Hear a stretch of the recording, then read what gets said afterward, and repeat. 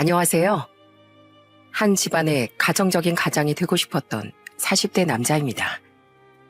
저는 아주 가정적인 남편이자 아이들에게 다정한 아빠가 되어주고 싶었어요. 안정적이고 화목한 가정을 꾸리고 싶어서 젊은 시절 회사 생활도 열심히 하고 돈도 열심히 모았죠. 평범하지만 단란하고 행복한 가정을 꾸리는 것이 어린 시절부터 제 꿈이었거든요. 하지만 평범하게 사는 게 어찌 보면 세상에서 가장 어려운 일이라고도 하죠. 제 자신만 좋은 사람이 되면 자연스레 이룰 수 있을 거라고 생각했건만 평범한 제 꿈을 이루는 건 생각처럼 쉽지 않더라고요. 그 호락호락하지 않았던 제 과거에 대해 지금부터 제 사연을 풀어내볼까 합니다. 제가 그런 평범한 꿈을 꾼 건 워낙 금슬이 좋으셨던 저희 부모님을 보고 자랐기 때문입니다. 누나 또한 부모님처럼 사람 좋은 매형과 만나 화목한 가정을 이루었죠. 그리고 그로부터 5년 뒤인 나이 30대 중반에 저 또한 제 인연인 듯한 사람을 만나게 됐어요. 그 사람이 바로 훗날의 제 아내였습니다. 이름은 이성미고요. 와인에 대해선 초보입니다. 앞으로 여러분께 좋은 영향 받으면서 열심히 배우겠습니다. 저는 대학 졸업 후 입사한 중견기업에 지금껏 몸을 쭉 담고 있습니다. 그리고 아내를 만났던 당시 저는 지방의 한 도시에 있던 회사 지사에 장기 파견을 가 있었어요. 친구도 아는 사람도 없으니 너무 무료해 저는 2달 과정의 와인 클래스를 나가보게 됐습니다. 술을 즐겨 하진 않지만 가끔 한 잔씩 마시던 와인에 대해 공부해보고 싶어서요.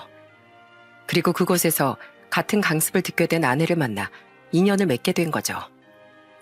부침성 좋고 밝던 아내가 제게 먼저 표한 호감에 저 또한 마음이 동했거든요. 우린 진짜 비슷한 것 같아, 오빠. 나도 원래 서울에 있다가 아는 원장님이 월급 많이 줄 테니까 좀 도와달라고 해서 여기로 와 있었던 거였거든. 나도 아는 사람도 많이 없고 심심해서 그 와인 클래스도 나갔던 거고. 우린 진짜 천생연분인가 봐. 그치? 아내는 서울에서 꽤 알아주던 요가 강사로 막 요가 학원을 열었던 지인의 부탁을 받고 그 도시에 와 있었다고 합니다. 우린 낯선 그 도시에서 2년의 연애 기간 중 대부분을 붙어 지냈어요. 아내는 좋은 음식을 먹든 영화를 보든 뭐든지 저와 시간을 보내길 좋아했죠. 부부란 모름지기 단짝 친구 같아야 오래도록 금술도 좋을 수 있다는 생각을 가진 저로선 그런 아내가 정말 제 운명의 짝처럼 느껴지더라고요. 게다가 저처럼 언젠가 낳을 아이들에게 좋은 엄마도 되어주고 싶다는 아내의 말에 우린 구체적인 미래를 약속하며 결혼에 도달한 겁니다. 오빠, 아니 여보, 우리 진짜 이제 여기서 사는 거야? 너무 신나. 이제 진짜 결혼한 게 실감나서 가슴이 막 두근두근거려. 이제 진짜 내 인생의 이막이 시작되는 것 같아. 우린 양가 부모님의 약간의 도움과 서로 모아놓은 돈에 조금의 대출금을 합쳐 서울의 전셋집을 구했습니다. 과거 요가 강사로 자리를 잡는 일이 오래 걸려 아내는 저보다 모아놓은 돈이 적었어요. 하지만 당시 중견기업에 다니던 저와 꽤 잘나가던 요가 강사인 아내의 벌이엔 큰 차이가 없었고 돈이야 살면서 함께 모으면 되는 일이니 신경 쓰지 않았죠. 결혼 결심과 동시에 저는 다시 서울지사로 발령을 받았고 저를 따라 서울로 올라온 아내 또한 곧장 좋은 조건으로 한 요가 학원에 취업을 했어요. 이 순조로운 출항에 저는 결혼이 제게 새로운 행복을 가져다 줄 거라고 믿어 의심치 않았습니다. 하지만 결혼은 행복이 아닌 불행의 시작이었던 거예요. 여보, 어서 와. 이 새색시가 맛있는 저녁 차려놨죠? 세상에, 이 많은 음식을 당신이 다 차렸어? 당신도 일하느라 힘들었을 텐데 언제 이 많은 걸 다 차렸어? 정말 감동이다. 처음 신혼생활은 제 기대처럼 행복했습니다. 우린 알콩달콩 신혼부부 기분을 내며 행복에 젖었죠. 그런데 결혼한 지 1년이 채 안 됐을 때부터 서서히 아내가 밖으로 나돌기 시작하더군요. 여보, 나 오늘 요가 강사 동료들이랑 술 한잔 하느라 늦어. 여보, 나 주말에 중학교 동창들 만나서 놀다 오려고. 아내는 동료 요가학원 강사들과 술을 먹는다 혹은 친구들을 만난다며 퇴근이 늦고 주말 외출도 잦아졌습니다. 처음엔 이 사람이 설마 바람이 났나 하는 의심을 하기도 했어요.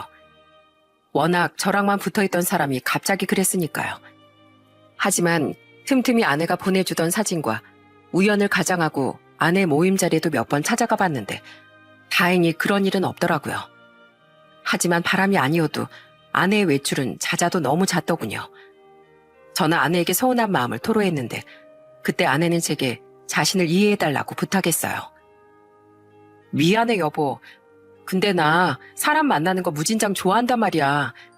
근데 계속 지방에서 지내고 서울 와서도 당신이랑 신혼 즐기느라 친구들도 업계 동료들도 계속 못 만났었잖아. 아무리 결혼을 했다지만 나도 사회생활은 해야지. 안 그래? 나도 친구들도 보고 싶고 지금 새로 옮긴 요가 학원에도 잘 적응하고 싶어. 게다가 이 바닥에서 인맥이 얼마나 중요한데 다른 학원 요가 강사들도 만나고 해야 정보도 얻고 내 미래에도 도움이 되지. 그동안 아내가 너무 저와만 붙어 있었던 건 사실이었습니다. 때문에 서운하긴 했어도 아내 말이 이해는 되더라고요.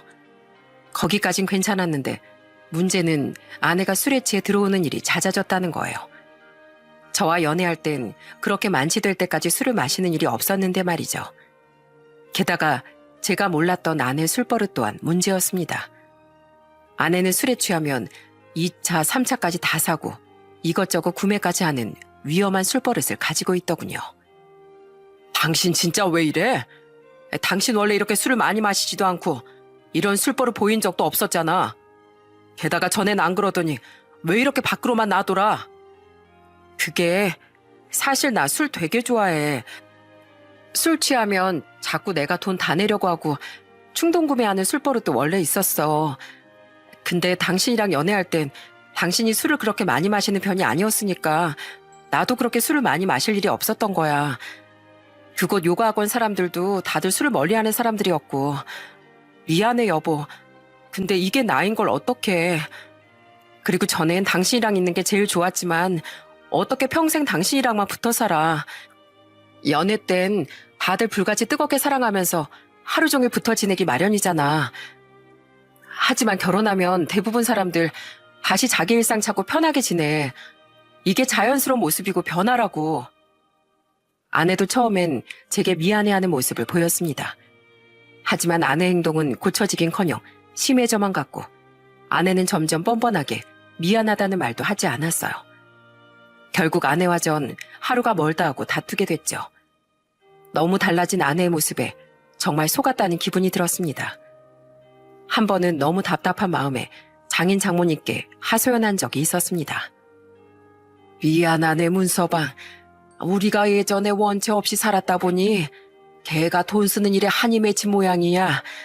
성미겐 자기 뭐든 새로운 게 좋다면서 월세집도 자주 옮기고 직장도 계속 옮겨대고 그랬어. 술만 먹으면 새 신발에 새 옷도 사입기 바쁘고 어릴 적 친구들한테 과자 한 번 못 샀던 기억 때문인지 술값도 그렇게 펑펑 내더라고. 우리도 부모로서 애를 고치려고 노력해봤는데 그게 잘 안 됐네.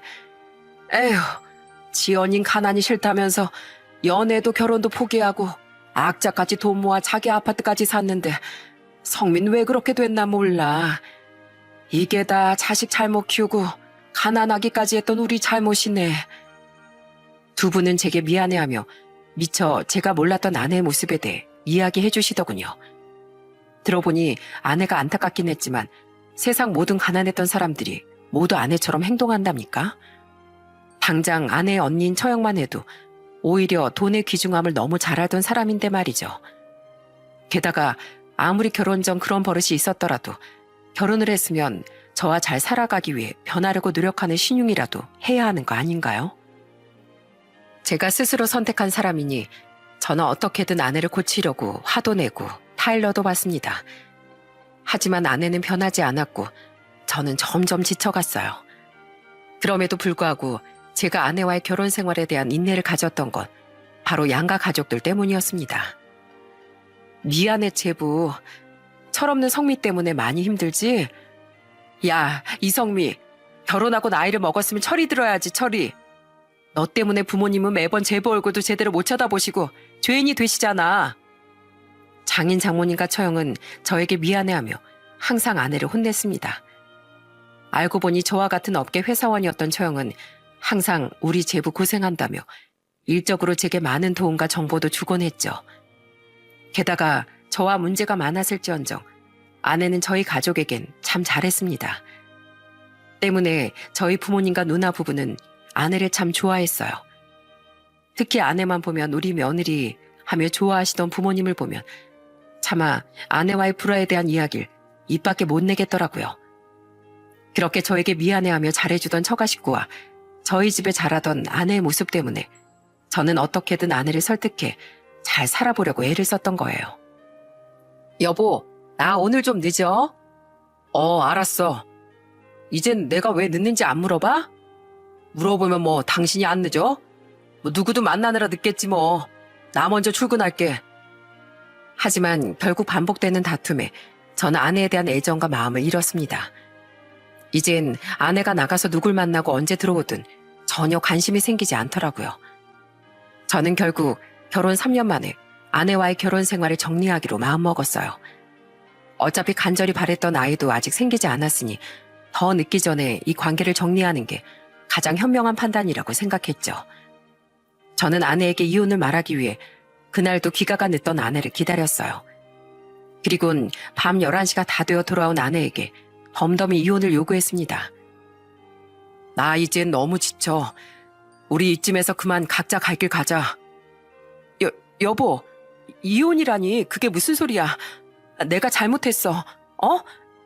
나 이제 겨우 내 잘못 깨닫고 당신한테 잘하기 시작했잖아. 나 요즘 술도 잘 안 마시고 집에도 일찍 들어오는 거 당신 알잖아. 오늘도 봐. 나 술 한 모금도 안 마시고 왔어. 나 요새 당신하고 화해하려고 신혼 때처럼 요리도 하려고 노력하고 당신하고 시간도 보내려고 하는 거 못 느꼈어? 아내는 그런 제게 이혼하기 싫다며 매달렸습니다. 솔직히 한 달 정도 사이에 아내가 갑자기 변하기 시작한 건 사실이었어요. 하지만 저는 이미 마음이 완전히 돌아섰죠. 약 2-3달 전까지만 해도 저 또한 아내와의 관계 회복을 위해 많은 노력을 했었습니다. 그런데 그런 제 마음을 무시하듯 보란 듯이 계속해서 밖으로만 나돌던 아내의 모습에 제 마지막 인내심이 바닥났던 거예요. 그 와중에 뒤늦게 갑자기 변한 아내의 모습을 보고 제가 무슨 감흥을 느꼈겠어요. 이미 늦었어. 난 당신한테 최선을 다했고 앞으로 더는 당신을 위해 아무런 노력도 하고 싶지 않아. 여보, 나 임신했어. 나 임신 10주차야. 자, 여기 봐. 그런 제게 아내는 폭탄 발언을 내뱉더군요. 아내의 임신 발언에 저는 그만 입을 떡 벌리고 말았습니다.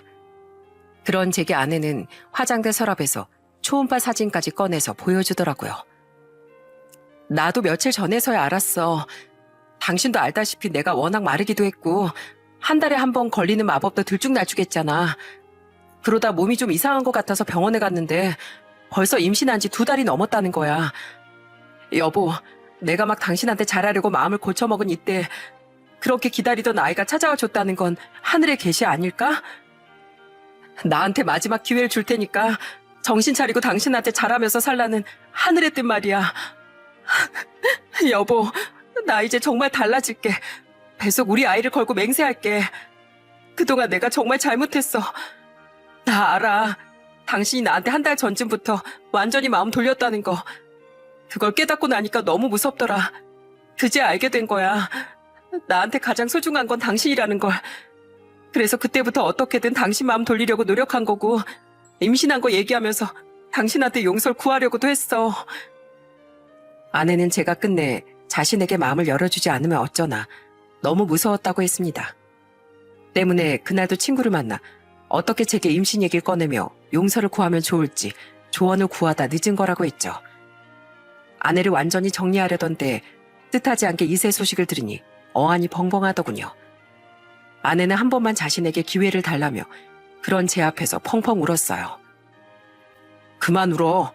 당신 말 무슨 말인지 알았으니까. 엄마가 그렇게 울면 아이한테 안 좋아. 알았어. 우리 마지막으로 뱃속 아이 생각해서 다시 잘해보자. 저는 결국 아내를 받아주기로 했습니다. 다른 것보다 너무나도 기다렸던 아이를 도저히 외면할 수 없었던 거죠. 저와 아내는 다음 날 함께 산부인과에 방문했어요. 그리고 제 두 눈으로 화면을 보는데 이루 말할 수 없는 경이로움이 느껴지더군요. 벌써 태아의 형태를 갖추기 시작한 그 조그만 형체를 보는데 이 아이가 정말 제 아이구나 싶어 눈물까지 났습니다. 새 아가가 드디어 임신을 했다고? 아이고, 축하한다. 아가, 먹고 싶은 건 없어? 이 시애비가 다 사주마. 그토록 기다렸던 임신 소식에 양가 모두 축제 분위기였습니다. 저희 두 사람의 불화를 어느 정도 알고 있던 처가에선 아내에게 이렇게 말하며 눈물 지으셨죠. 이거사, 이제 엄마가 됐으니 정말 정신 차려야 한다. 문서방송 그만 썩여야 돼. 아내는 이르지 않은 나이에 찾아온 아이를 지키고 싶다며 곧장 요가학원도 그만두더군요. 다행히도 아내는 다른 여성분들이 그렇게 고생한다던 입덧도 심하지 않았고 건강상의 큰 문제도 없었습니다. 어서와 여보. 배고프지? 까꿍아, 아빠 다녀오셨어요 해야지. 어? 뭐라고? 아빠가 엄마 볼에 뽀뽀해주면 인사하겠다고? 아내는 저와 외출할 때를 제외하면 거의 집에만 머물러 있었어요. 항상 저를 기다리며 맛있는 저녁을 준비해 주었고 불러온 배를 만지며 저런 사랑스러운 농담을 하기도 했죠. 언제 수많은 다툼과 이혼 이야기까지 오가냐는 듯 우리에겐 그렇게 평화가 찾아왔습니다. 아낸 정말 마음을 고쳐먹었는지 결혼 전과 신혼초 모습으로 돌아왔더라고요.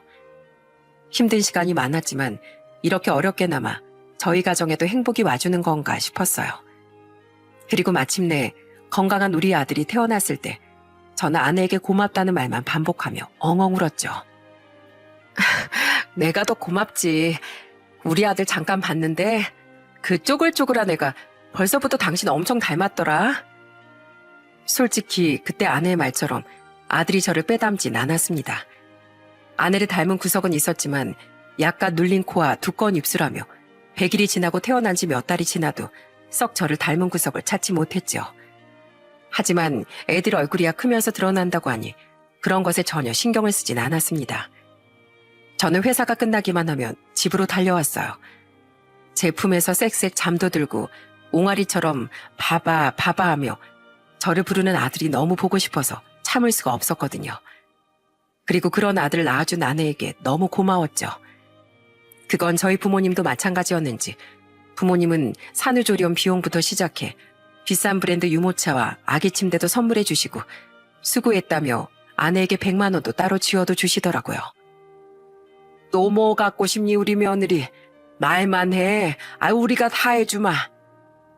그럼 저 집 해주세요. 서울에 있는 멋진 브랜드 아파트로요. 그 이하로는 아무것도 안 받습니다. 뭐? 아이고, 우리 며느리 통 한번 크다. 뭐든 다 해주고 싶어 하던 저희 부모님께 아내는 저런 농담을 던지며 웃었습니다. 그때만 해도 저와 부모님은 그런 아내의 말이 당연히 농담인 줄 알았어요. 하지만 그 말에 진심 어린 뼈가 섞여 있었다는 걸 저는 아들이 태어난 지 1년 만에 알게 됐죠. 아이고, 태어났다고 들은 게 엊그제 같은데 애가 언제 이렇게 컸어? 애들은 쑥쑥 크더라고요. 와주셔서 감사합니다, 큰아버지. 우린 아들의 돌을 기념하기 위해 한 뷔페의 연회룸을 빌려 조촐한 돌잔치를 열었습니다. 크게는 아니고 직계 가족들과 가까운 친지분들만 모시고 말이죠. 비록 인원은 적지만 와주신 분들께 감사한 마음에 작은 이벤트도 열고 즐겁고 뜻깊은 시간을 가졌습니다. 그렇게 손님들을 챙기고 돌잔치에 신경을 쓰다 보니 저는 화장실 갈 때를 놓치고 말았어요. 여보, 나 화장실 좀 얼른 다녀올게. 더는 못 참겠어. 그냥 아까 다녀오라니까. 천천히 다녀와. 저는 연회룸을 벗어나 허둥지둥 화장실로 향했어요. 그렇게 겨우 소변기에 볼일을 보는데 옆에 세면대 앞에서 누가 자꾸 절 쳐다보지 않겠어요? 뭐야 저 남자? 아까 나 화장실 들어올 때 뒤따라 들어온 사람 아닌가? 화장실에 왔으면 자기 볼일 보고 나갈 것이지. 왜 자꾸 저기 서서 남 볼일 보는 걸 쳐다봐? 민망하게. 검은 모자를 쓰고 있던 그 남잔 세면대에서 손을 대충 휘휘 씻을 뿐 아무런 볼일도 보지 않더군요. 민망하기도 하고 좀 이상한 느낌에 저는 얼른 마무리하고 화장실을 나가려고 했어요. 그런데 제가 손을 다 닦은 순간 그 남자가 대뜸 저에게 말을 걸더라고요. 저기요, 문영석 씨 맞으시죠? 아, 깜짝이야. 절 아세요? 누구세요? 말씀드리자면 긴데 여긴 우리 얘기를 누가 들을지 모르니 설명하긴 좀 그렇고요. 여기 제 명함부터 받으시겠어요? 저 문영석 씨 만나려고 먹지도 않은 뷔페값 지불하고 호시탐탐 기회만 엿보고 있었습니다. 네? 제가 여기 올 건 어떻게 알고? 그보다 저 계속 저쪽 룸에 있었는데 들어오시면 될 걸 왜 밖에서 기회를 엿보고 있었다는 거예요? 그것도 지금 설명하긴 좀 곤란합니다. 문영석 씨, 제가 그쪽 아내 일로 꼭 드릴 말씀이 있어요. 그러니까 오늘 여기서 저 만났다는 말은 꼭 아내한테 비밀로 하시고 명함에 있는 번호로 연락 주세요. 꼭이요. 정말 순식간에 그 남잔 제 손에 자신의 명함을 지어주곤 달아나듯 나가버렸습니다. 누가 볼세라 손바닥으로 자신의 얼굴을 가린 채 제게 전혀 알아듣지 못할 말을 남기고 말이죠. 저는 황당한 마음에 그 남자가 주고 간 명함을 들여다봤어요. 그 명함을 보니 그 남자는 웬 카페 사장인 듯 싶더라고요. 영서가 네 큰아버지 가신단다. 아이 너 화장실에서 볼 일 아직이야? 아, 네 아버지 지금 가요. 명함을 더 자세히 들여다보려는데 아버지에게서 재촉 전화가 오더군요. 저는 황급히 명함을 주머니에 넣은 뒤 우선 돌잔치 자리로 돌아갔습니다. 하지만 그런 이상한 만남 뒤에 돌잔치에 집중이 됐겠나요? 입과 눈은 손님들과 가족들을 보고 말하고 있는데 제 머릿속은 온통 그 남자에 대한 궁금증뿐이었죠. 결국 저는 집으로 돌아와 아내와 아이가 잠든 사이 그 남자에게 만나고 싶다는 문자를 남겼어요. 그러자 꽤 늦은 시간이었는데도 그 남잔 기다렸다는 듯 다음날 제게 만나자는 답장을 하더라고요. 저는 다음날 그 남자를 만나려 회사가 끝난 후 약속 장소로 향했습니다. 그리고 저는 그날 엄청난 진실을 담은 판도라의 상자를 열어버리고 말았어요. 대체 제 아내에 대해 무슨 할 말이 있다는 겁니까? 저 명함에 있는 당신 카페 주소 검색해봤어요. 어디서 많이 본 주소다 싶었는데 제 아내가 예전에 다녔던 요가학원 건물 1층에 있는 카페더라고요. 저는 그 남자를 만나자마자 물었습니다. 아내와 관련이 있는 사람이라고 확신한 것이 집에 돌아와 다시 자세히 본 명함에 적혀있던 카페의 주소가 바로 제 아내가 다녔던 요가학원 건물이었거든요. 출산 후 아들을 어린이집에 보내며 다니게 된 새 요가학원이 아니라 임신할 때까지 다녔던 그 요가학원 말이죠. 그리고 그 남자에게 전 아내의 충격적인 정체를 들어버리고 말았어요. 네, 제가 바로 그 카페 사장입니다. 지금으로부터 4년쯤 전에 그동안 모았던 돈 전부를 부어서 오픈한 제 첫 사업장이 바로 거기예요. 전 거기서 문영석 씨 아내인 성미를 처음 만났어요. 그 건물 요가학원 강사분들이 저희 카페에 종종 들르셨거든요. 그 남자는 제 아내를 성미 씨도 아닌 성미라는 친근한 호칭으로 부르더군요. 거기에서부터 저는 불길함이 밀려왔어요. 그리고 아니나 다를까 제 불길함은 정확히 들어맞았죠. 문영석 씨도 아시죠? 성미가 워낙 처음 보는 사람들한테도 부침성이 좋은 거요. 그래서 꽤 호감이 갔었는데 유부녀인 걸 알고 마음을 접었었어요. 그런데 어느 날엔 성미가 자기네 학원에 남자 회원들도 있으니 요가를 배워보라고 권하더라고요. 그전엔 별로 그런 데 관심도 없었는데 그땐 뭐에 홀린 것처럼 저는 그 요가 학원에 등록했습니다. 그런데 자세 잡아준다고 몸도 만져지고 하다 보니까 저도 모르게 자꾸 마음이 가는 거예요. 아시잖아요. 요가 강사라 성미가 몸매도 좋고 그 나이 치곤 얼굴도 동안에 반반한 거요. 게다가 은근하게 걔가 저를 꼬시길래 저도 눈 딱 감고 성미를 안 지 1년 정도 만에 해서는 안 될 관계를 시작하게 된 겁니다. 그러니까 지금 내 아내랑 3년 전부터 바람 폈다는 얘기를 나한테 하는 겁니까? 우선 좀 들어보세요. 네, 맞습니다. 제가 그런 나쁜 짓을 저질렀습니다. 그래도 전 그때 정말 진심이었어요. 그리고 성미가 그때 저한테 약속했어요. 남편인 그쪽이 자신의 사생활을 전혀 이해도 못 해주고 싸우는 게 지겨워서 이혼하고 싶다고요. 그러니까 상황 봐서 얼른 이혼하고 저랑 살겠다고 했어요. 저는 다가올 그날만을 지고지순하게 기다렸습니다. 그런데 만난 지 1년이 좀 넘었을 땐가 갑자기 저한테 걔가 임신을 했다고 그러더라고요. 임신 5주차라고요. 그리고 그놈 입에서 임신이라는 단어가 나온 순간 더 큰 불안함이 저를 휘감았습니다. 하지만 이어진 그놈의 말은 결국 저를 커다란 절망감으로 밀어넣더라고요. 성민은 저한테 그 애가 쟤인지 그쪽인지 모르겠다고 했어요. 근데 상관없다고. 어차피 자긴 안 나올 거라고 하더라고요. 몸매 망가질까봐 임신하기 싫어서 결혼 생활 내내 몰래 피임약 먹었었는데 이혼할 마당에 그 애를 왜 낳겠냐고요. 제 애라고 한들 자긴 절대 애 낳을 생각 없다면서 못을 박더라고요. 모르셨죠? 성미 걔 그쪽 몰래 계속 피임약 먹은 거요. 걘 원래 결혼 전에도 절대 애 낳을 생각 없었대요. 그런데 평생 혼자 늙어 죽긴 싫고 대부분의 남자는 애를 낳고 싶어 하니 자기도 애를 낳고 싶다는 거짓말을 미혼 땐 하고 다녔다고 하더라고요. 어차피 결혼하고 나서 애가 안 생긴다고 거짓말하면 만사 땡이라면서요. 당시 아내는 병원에 가기 귀찮아서 2달 정도 피임약을 타러 가지 않았었다고 합니다. 그런데 하필 그 사이에 누구 앤지도 모를 아이가 들어선 거죠. 그 남잔 자기 애든 아니든 어차피 자신 또한 아이에게 관심이 없으니 아내가 아이를 지우는 일에 대해 적극 찬성했다고 해요. 그 와중에 임신했을 때 술 마시면 여자 몸도 상한다고 술을 뚝 끊더라고요. 애를 낳을 생각도 없었으면서 자기 애가 정말 강한 여자죠. 성민은 이제 이 결혼 생활에 종지부를 찍을 때가 왔다면서 그쪽한테 곧 이혼 얘기를 꺼낼 테니 기다려달라고 했어요. 그런데 저한테 임신이랑 이혼 얘기를 한 지 고작 2주 뒤에 갑자기 저한테 헤어지자고 하는 겁니다. 그때 걔가 저한테 뭐라고 한 줄 아세요? 오빠, 미안한데 우리 그만 헤어져. 애는 낳기 싫으니까 지우긴 확실히 지울 건데 나 이혼은 안 하려고. 이번에 시댁에 갔었는데 우리 시어머니가 남편한테 그러시더라. 영서가 너 이번에 뉴스 봤니? 서울에 네 아버지가 가지고 있던 땅 이번에 무슨 규제가 풀려서 개발된대. 세상에 그 긴 기다림이 이제야 빛을 본다. 땅값이 분명 천정부지로 오를 건데 그거 팔면 시세 차익이 얼마나 될 거야? 나 그때 처음 알았어. 우리 시아버지한테 그런 알짜배기 땅이 있었는지 말이야. 그 땅 팔면 시댁의 재산이 얼마나 불어나겠어. 나이 드신 시부모님이 그 돈 평생 싸들고 사실 리도 없고 내 남편이랑 남편 누나한테 미리 증여해주지 않겠어?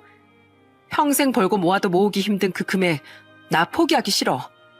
이대로 남편한테 변한 척 잘하는 척 하면서 버티면 분명 나한테도 콩고물이 떨어질 건데 난 남편은 지겨워도 그냥 이대로 살면서 돈 있는 집 안주인으로 살래. 이러더라고요. 그 말을 들으니 그제야 생각이 났습니다. 아내와 부모님 댁에 갔을 때 저희 어머니께서 해주신 아버지 땅 이야기가 말이죠.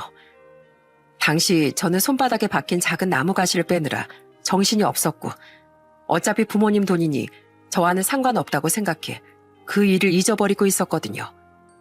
당시 아내는 아버님한테 땅이 있었어요?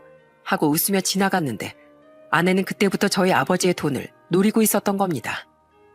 실제로 아버진 저희 아들이 태어났던 해 그 땅을 팔며 큰 이익을 보셨어요.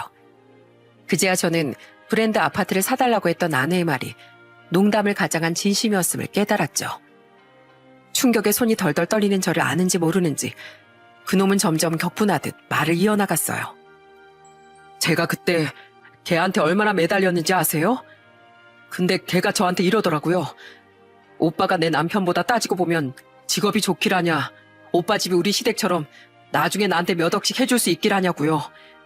그쪽이 질리고 짜증나서 새로운 재미가 있던 절 만났던 건데 이런 현실적인 문제가 걸려있으면 저를 버리는 게 당연한 거 아니냐고 제 자존심을 짓뭉개더라고요. 근데 저 정신 못 차리고 몇 주를 더 매달렸어요. 마지막엔 밤 늦게까지 집에도 못 가게 하고 길거리에서 무릎 꿇고 빌었는데 구질구질하게 좀 굴지 말라며 절 발로 차버리고 도망가더라고요. 꼭 가진 거 없는 놈들이 끝까지 즐기다면서요. 그놈이 말한 마지막 날은 바로 제가 아내에게 이혼을 통보했던 그날이었습니다. 저와 이혼하지 않기 위해 친구에게 조언을 구했다던 아내의 말은 전부 거짓말이었던 거죠. 아내는 어머니에게 아버지의 땅 이야기를 듣고 제게 붙어있기로 작정한 뒤 변한 척 제게 잘하기 시작했던 겁니다. 그러다 그놈에게 발길질까지 하며 그놈을 마지막으로 떼어낸 그날 제게 이혼 통보를 받자 최후의 카드를 꺼낸 거예요. 원래 낳을 생각이 없어 제게 숨겼던 임신 이야기를 말이죠. 제가 알고 있던 것과 너무 다른 진실에 정말 소름이 돋더군요. 그리고 그놈은 이제 와서 저를 찾아온 이유라는 것에 대해 얘기하기 시작했어요. 제가 더 매달릴까봐 겁이 난 건지 성미계 며칠 뒤에 곧장 학원을 그만둬 버렸어요. 저도 이미 자존심도 상할 대로 상한 상태라 매달릴 생각이 없었는데 말이죠. 그 뒤로 저 다른 여자도 만나보고 하면서 걔 잊으려고 노력했어요. 그런데 시간이 갈수록 걔가 그리워서가 아니라 열이 받아서 원한이 쌓이더라고요. 그래서 다른 여자들이랑도 연애도 제대로 못하고 매번 걔 SNS만 염탐하고 살았었어요. 그런데 성미 걔가 분명 애를 지우겠다고 했는데 애를 낳았더라고요. 낳은 시기를 보니까 그때 임신한 그 애가 맞았거든요. 전 이렇게 걔 때문에 엉망으로 살고 있는데 자기 혼자 가증스럽게 행복한 가정이니 어쩌니 하면서 사는 꼴이 너무 화가 났어요. 그런데 아무리 생각해도 느낌이 애가 그쪽 애가 아니고 제 애 같더라고요. 걔도 그랬다고 했잖아요. 누구 애인지 자기도 모른다고요. 솔직히 70%는 정말 그쪽 애가 제 아들이 맞다고 생각해요. 근데 30%는 혹시 모르죠. 그러니까 그쪽이 유전자 검사 한번 해보세요. 제 것도 같이요. 여기 제 칫솔이랑 머리카락도 드릴게요. 그러니까 그쪽은 혼자 잘 먹고 잘 살고 있는 제 아내한테 원한도 있고 애도 되찾고 싶어서 날 찾아온 겁니까? 반은 맞고 반은 틀려요. 그쪽 아내한테 원한이 있는 건 맞지만 애한테는 관심 없어요. 제 손으로 한번 안아보지도 못한 생판 남이나 마찬가지니까요. 원래 애도 싫어하고요. 근데 저랑 놀아나 놓고 자기 혼자 그쪽이랑 뻔뻔하게 행복하게 사는 꼴은 절대 못 보겠더라고요. 그래서 이 모든 걸 다 폭로하러 온 겁니다. 애가 그쪽 애든 아니든 그쪽이 모든 걸 알아야 저를 비참하게 버린 그 못된 여자를 혼쭐 내줄 거 아니에요. 그래서 언제 그쪽을 찾아갈까 시길 엿보다가 성미 걔가 SNS에 올려놓은 돌잔치 장소를 보고 그쪽 만나러 몰래 갔던 거예요. 그놈은 그 와중에 개망신 당하는 건 싫어서 아내 요가 학원에 찾아가 깽판을 놓는다든지 하는 일은 하지 못했다고 말했어요. 그리고서 제게 하는 말이라는 게 참 가관이더군요. 이제라도 모든 진실을 알게 된 게 문영석 씨한테 얼마나 다행이에요. 솔직히 당신 아내 실체 저 아니면 까맣게 몰랐을 거잖아요. 저한테 고마워해야 하지 않겠어요?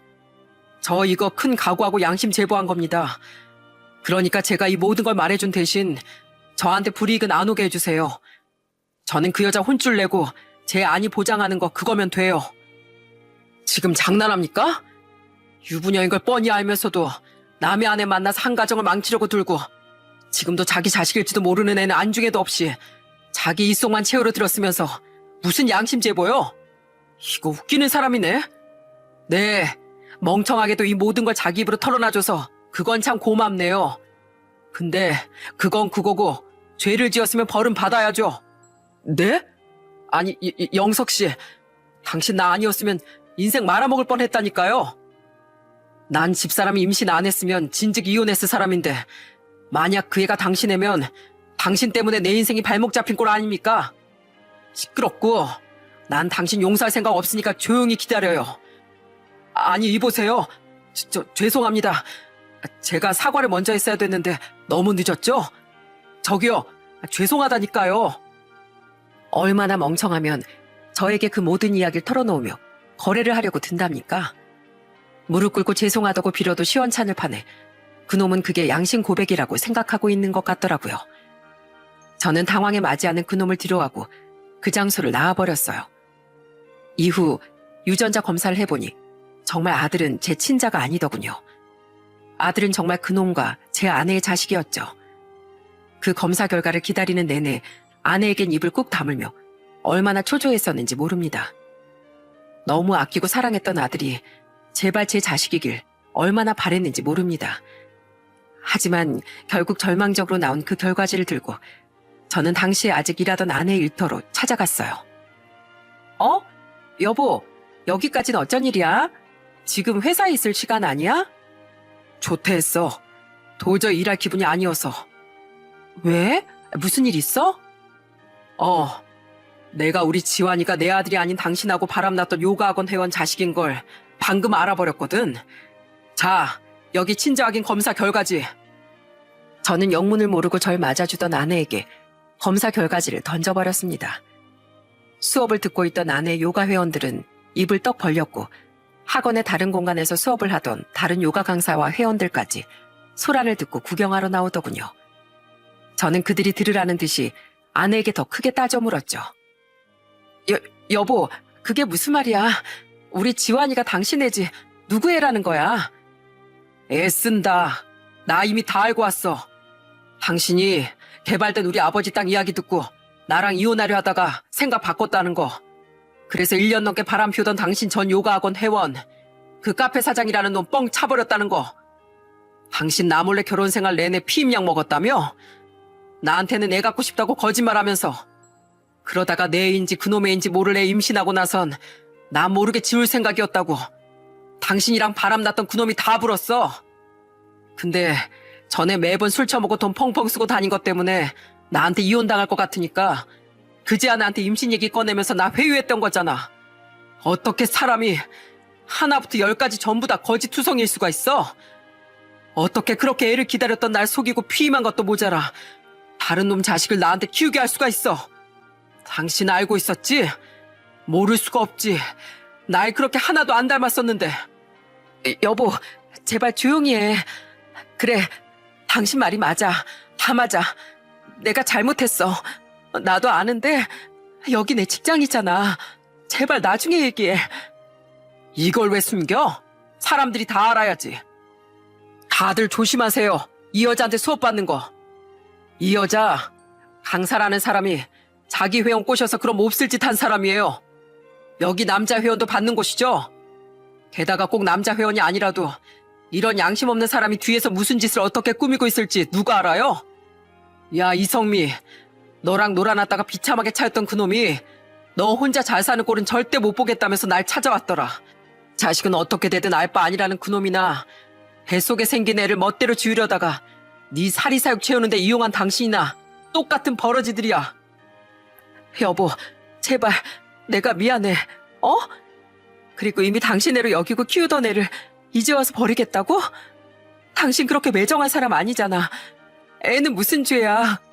우리 애를 생각해서라도 좋은 쪽으로 해결해보자. 나 평생 당신 발 아래 납작 엎드려 살려면 그렇게 할게. 내가 진짜 잘못했어. 그놈은 그냥 내가 잠깐 가지고 놀려고만 했던 거야. 진짜야. 그걸 지금 변명이라고 하고 있냐? 사람이 무슨 장난감이야? 하긴 사람을 물건으로 취급했으니 그렇게 새 거 좋아하는 당신이 남편도 새 걸로 갈아치우려고 한 거겠지. 결국 돈 앞에서 무너졌지만 말이야. 난 갈 테니까 당신은 집에 오면 짐 싸서 친정으로 갈 생각이나 해. 아내는 요가복을 입은 채 건물 밖까지 절 쫓아나오더군요. 하지만 제가 차를 타고 빠르게 사라지자 더는 쫓아오지도 못하고 뒤에서 서럽게 울고 있더라고요. 저는 집에 돌아오자마자 장인 장모님께 전화해 모든 진실을 폭로했습니다. 그리곤 아내와 아이를 얼른 데리고 가달라고 말했죠. 아내야 그냥 짐 싸서 내쫓으면 그만이지만 이제 돌된 아이를 그렇게 쫓아낼 수는 없었거든요. 장인 장모님께 안겨서 보내야 그나마 마음이 놓일 것 같았어요. 1년 동안 제 자식으로 여기고 산 아이를 보내는 것이 가슴이 찢어질 것 같았지만 어차피 저와는 가족으로 살 인연이 아니니 그렇게 매몰차게 보내는 게 최선의 길이라고 생각했습니다. 문서방, 아무리 그래도 자네 호적에까지 올리고 산 아이인데 이렇게 쫓아내면 자네 마음이 편하겠나. 그래 문서방, 나랑 자네 장인이 성미애는 호되게 혼내겠네. 애가 아직도 철이 덜 들어서 그래. 부디 자네가 넓은 마음으로 이번 한 번만 용서해주게. 그래도 자네 처고 자네 아이지 않나. 누가 제 아내고 아입니까? 유전자상으로 저 애는 제 아이가 아니라고요. 그리고 이미 저를 두고 다른 놈을 만난 시점부터 저 여잔 제 아내가 아니었던 겁니다. 어떻게 이 상황에 두 분 딸 편을 들 수가 있어요? 저는 저 여자 참을 만큼 참아줬고 아닌 건 아닌 겁니다. 당장 데려가세요. 저는 장인 장모님이 제 앞에서 아내의 등짝이라도 때리실 줄 알았습니다. 하지만 결국 팔은 안으로 굽는 법이더군요. 두 분은 제게 그래도 가족인데 한 번만 봐주라며 저를 설득하려 들더라고요. 크게 실망한 전 조금이나마 남아있던 약한 마음을 말끔히 버리고 아들과 아내 그리고 두 분을 모두 집에서 내보낼 수 있었어요. 그 뒤에 더 개판이었던 게 뭔지 아십니까? 자신이 저지른 짓은 생각도 안 하고 아내가 그 카페 사장을 찾아가 난동을 피웠다는 거예요. 그것도 술을 잔뜩 마시고 말이죠. 저는 웃기게도 그 소식을 다른 사람도 아닌 그놈에게서 전화를 받고 알게 됐어요. 꼭 이렇게 나한테 보복을 했어야 했습니까? 그 정신 나간 여자가 제 가게에 찾아와서 아주 난리를 쳤어요. 우리가 바람났던 것부터 아이 얘기까지 창피한 줄도 모르고 다 떠들었다고요. 거의 1시간 넘게 그러고 있어서 카페 손님들의 동네 사람들, 심지어 건물 사람들까지 다 내려와서 구경했어요. 이성미 걘 자긴 직장 이미 옮겨서 상관없다고 생각했을지 몰라도 난 여기가 내 전 재산 다 퍼부은 직장인데 이제 어떻게 합니까? 난 아직 그쪽한테 아무것도 안 했는데 왜 종로에서 뺨 맞고 한강에서 화풀입니까? 죄 지은 인간 둘이서 서로 폭로하고 망신 주고 죽이 척척 맞네요. 내가 그쪽한테 줄 죄값은 법원 통해서 연락할 거니까 더 할 말 있으면 변호사 통해서 하세요. 아이와 함께 친정으로 쫓겨난 아내는 술에 잔뜩 취해 그놈에게 화풀이를 하러 갔던 겁니다. 아주 똑같은 것들끼리 만나 북치고 장구치고 난리가 났던 거죠. 이후 유책 사유가 너무도 분명했기에 아내는 순순히 저에게 이혼을 당해야 했습니다. 심지어 아이를 낳기 전 워낙 돈을 펑펑 써댔고 결혼할 때 가져온 돈도 저보다 현저히 적어 분할받을 재산도 많이 없었어요. 게다가 그 분할받은 재산마저도 그중 많은 돈을 다시 제게 토해내야 했습니다. 제가 아내와 상간남 둘에게 각각 위자료를 청구했거든요. 또한 별개로 저는 제 친자식이 아님을 알게 된 아들을 호적에서 정리하기 위해 소송을 통해 법적 절차를 거쳐야 했어요. 아버지, 어머니, 부디 우리 지환이가 엉망인 자기 부모랑은 다르게 바르고 행복하게 자랐으면 좋겠어요. 울지 마라. 그 애가 조금이라도 어릴 때 네 품에서 떠난 게 오히려 다행이라고 생각하자. 더 커서 모든 걸 알게 됐으면 서로 정을 떼기가 얼마나 더 힘들었겠니. 아내와 이혼하는 건 속이 후련할 뿐 별로 힘들지 않았습니다. 하지만 아들과 생이별을 하는 과정은 뼈와 살을 도려내는 듯 힘들고 아프더라고요. 그래도 어쩌겠어요. 아들은 제 친자가 아니고 우린 애초부터 부모 자식의 연이 아니었던 것을요. 저와 저만큼 가슴 아프고 힘들어했던 부모님 그리고 누나 부부는 부디 제 전 처가 식구들과 전처가 아들을 잘 키워주길 바랄 수밖에 없었죠. 마지막에 저에게 사과 전화를 하며 많이 울던 처형과 뒤늦게 자신들이 잠시 미쳤던 것 같다며 마찬가지로 제게 사과 전화를 했던 장인 장모님이 부디 그 아이에게 좋은 보호자가 되어주길 바라며 말입니다. 그 뒤 듣기로 전처는 다니던 요가 학원에서 잘렸다고 합니다. 또한 카페가 있던 건물뿐 아니라 동네에 소문이 파다하게 퍼진 그놈의 카페도 결국 문을 닫았다고 했죠. 거기까지 건너 소식을 전해들은 전 전처의 소식에 관심을 꺼버렸어요. 궁금하지도 않았거니와 전처를 생각하면 잊으려고 애쓰던 아들 생각에 너무 괴로워 참을 수가 없었거든요. 그렇게 이혼 후 벌써 3년이 지났습니다. 그리고 얼마 전 저는 같은 업계 회사를 다니던 처형을 우연한 자리에서 만나게 됐어요. 서울 바닥이 참 좁다는데 그 말이 정말이더라고요. 그리고 그때 전 아주 오랜만에 전처와 처가의 소식을 듣게 됐죠. 성미 걔 이혼당하고 학원에서도 잘린 다음에 부모님 집에서 맨날 술만 마시면서 지냈어. 그러다 보니까 그렇게 자랑스러워하던 몸매도 많이 망가졌고 알다시피 요가 강사는 아무래도 보여지는 몸매가 중요하잖아. 뒤늦게 그 몸으로 재취업하려다 보니까 취업도 안 됐고 지환이 친부라는 그 사람은 완전히 잠적했어. 자기한테 애라도 떠맡기기나 할까봐 무서웠나 보지 뭐. 그러다가 작년엔 어디서 또 용케 남자를 만나서 재혼하고 싶다더라. 근데 그때 혼자 잘 살던 나 찾아와서 뭐라고 했는지 알아? 글쎄 그 남자가 자기한테 애까지 있던 거 모르니까 애 호적을 내 아래로 옮겨달라는 거야. 내가 결혼도 안 하고 낳았던 애라고 거짓말하고 애는 엄마 아빠한테 맡기면 된다고 말이야. 어이가 없어서 당장 꺼지라고 하곤 쫓아냈어. 그리고 난 그 사실을 겨우 연락처를 알아낸 걔 남자친구한테 전부 말해줬지. 제부처럼 또 엄한 피해자 만들기 싫어서.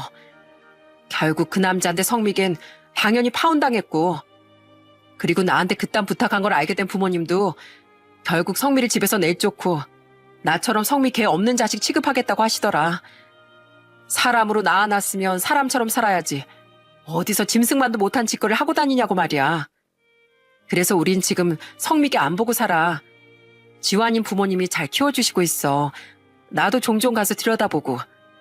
그러니까 제부, 아니 영석 씨, 지환이 걱정은 하지 마. 이용 가치가 사라지자 아이에겐 관심도 없던 전처를 집에서 내쫓고 전 장인 장모님은 아이를 결국 도맡게 되셨다는군요. 차라리 전처 손의 크기보단 그 편이 아이에겐 훨씬 잘된 일이라고 생각했죠. 그렇게 전처는 가족에게 버림받고 요가 강사로의 취업에도 계속 실패한 채 겨우 낡은 원룸에 들어가 궁색하게 살고 있다고 합니다.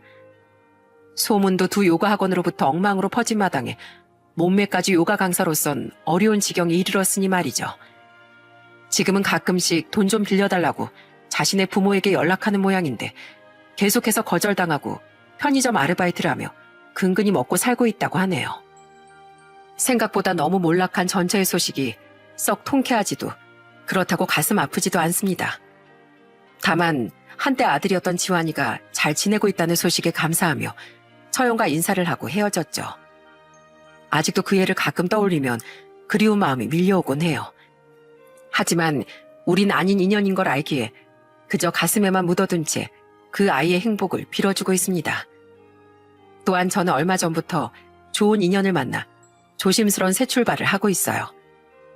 그 사람은 제가 20대 시절부터 알고 지낸 저희 회사 입사 동기로 20년에 가까운 시간 동안 옆에서 지켜본 만큼 얼마나 좋은 사람이고 사생활도 얼마나 깨끗한지 잘 알고 있죠. 그 사람은 결혼 2년 만에 사고로 남편과 사별하고 혼자 살아왔는데 제가 이혼하며 저를 자주 위로해주다 조심스레 가까워지게 됐답니다. 서로 호감을 가진 지는 조금 됐지만 둘 모두 과거가 있는 만큼 더더욱 신중해야 하는 걸 잘 알기에 정식으로 만남을 시작하기까지 오래 걸렸던 거예요. 제가 지금 만나는 그 사람과 얼마나 오래 만나 결국 재혼이라는 행복한 결말에 도달할지 아직은 잘 모르겠습니다. 중요한 결정엔 아무리 많은 시간을 들여도 부족함이 없다는 걸 결혼 생활에 실패하면서 뼈저리게 깨달았거든요. 그래도 이번엔 제 선택이 틀리지 않았길, 부디 제 미래에 제가 그토록 바라던 행복한 가정이 기다리고 있기를 여러분께서 응원해 주셨으면 좋겠어요. 다가올 빛이 밝을수록 그 그림자는 짙고 긴 법이라죠. 아주 많이 행복해지기 위해 제가 이런 험난한 일을 겪었던 거라고. 언젠간 너무 행복해진 제가 지금처럼 사연을 보내 여러분께 안부를 전할 수 있었으면 합니다. 마지막으로 제 전처와 상간남처럼 자신의 이기심을 채우려 타인을 농락하려 드는 못된 인간들에겐 그 둘에게처럼 처참한 죗값이 기다리고 있길 바라봅니다. 그럼 제 사연 들어주신 여러분께 감사의 말을 전하며 저는 이만 여기서 인사드릴게요. 안녕히 계세요.